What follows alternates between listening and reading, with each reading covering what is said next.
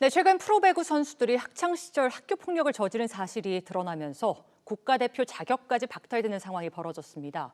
문재인 대통령도 어제 신임 문체부 장관에게 임명장을 주면서 특별히 스포츠계 폭력 문제 해결을 주문했는데요.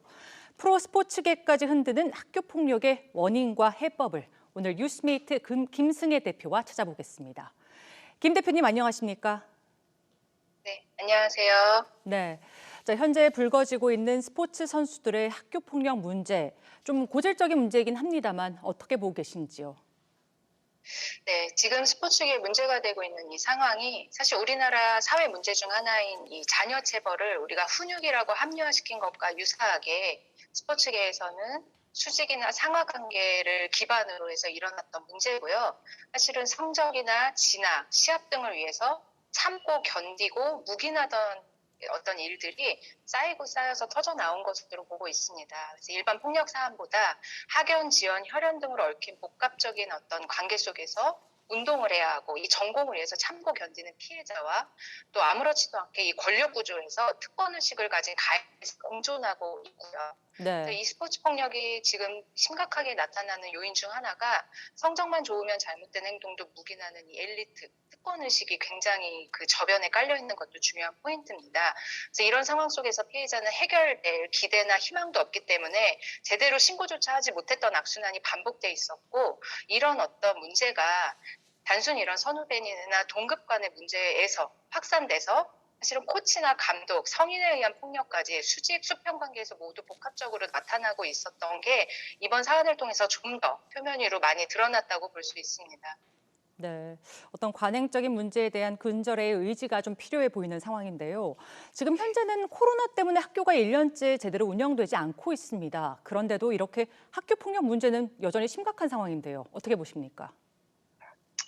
네, 정말 안타깝지만 학교 폭력은 늘 진행형이고 심각한 상황입니다. 사실 2020년 그 교육부에서 조사한 학교 폭력 실태 조사를 살펴보면 폭력 비율은 일부 감소하는 것으로 나타났지만 사이버 폭력이 예년에 비해서 늘어났다고 보고하고 있는데 이것은 역설적으로 학교를 등교하지 않았음에도 불구하고 또 그로 인해서 아이들 간의 접촉이 줄어들었음에도 불구하고 어쩌면 코로나가 나아지거나 등교가 더 활성화되면 온라인과 오프라인 상의 폭력이 복합적으로 더 증가할 거라고 예측할 수 있는 부분도 있거든요. 예. 그래서 이 두 가지가 병행돼서 발생되고 있고 이로 인한 고통이 굉장히 가중되는 양상이라는 거. 그래서 우리 아이들이 이제는 온라인과 오프라인 모두에서 사실 학교 폭력으로부터 안전하지 못한 상황이다라고 보시는 게 정확할 것 같습니다. 네.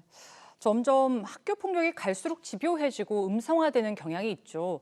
이런 잠재적인 피해를 줄이기 위해선 어떤 노력들이 또 필요할까요? 네, 폭력은 보이든 보이지 않든 그 영향력이 한 사람의 삶을 송두리째로 뒤흔들 수 있고 또 망가뜨리는 엄청난 힘을 가지고 있습니다. 네. 설사 힘겹게 문제를 헤쳐나간다 하더라도 회복되고 다시 일상으로 돌아오는데 아주 많은 시간과 노력이 드는 것도 사실이고요. 지금 사회적인 관심이나 지금 여러 가지 변화들이 반가운 건 사실이지만 잠깐 이 일어난 사안에 대해서만 소위 이렇게 땜질하는 어떤 정책이나 대안보다는 정말 한 사람의 한 아이의 생애사를 두고 지속적인 예방과 회복 정책과 해결안이 같이 연결되어야 하는 게 중요할 것 같고요. 제일 중요한 건 시간이 지나면 잊혀질 거라는 아이들의 문제를 너무 별거 아닌 것처럼 축소해서 보지 않으셨으면 좋겠습니다. 보이든 보이지 않던 이 학교 폭력이라는 것이 주는 고통과 트라우마는 굉장히 오래 지속될 수 있기 때문에 우리 아이들에게 어떤 제대로 된 인식과 좋은 것을 물려줄 수 있도록 한 번 더 전 사회적인 변화와 네, 많은 노력들이 필요할 것 같습니다. 네. 심각성을 좀 바로 인지하고 또 폭력 근절을 위한 근본적인 대책이 설 수 있도록 현장에서 많은 노력 부탁드리겠습니다. 오늘 말씀 잘 들었습니다. 네, 네, 감사합니다.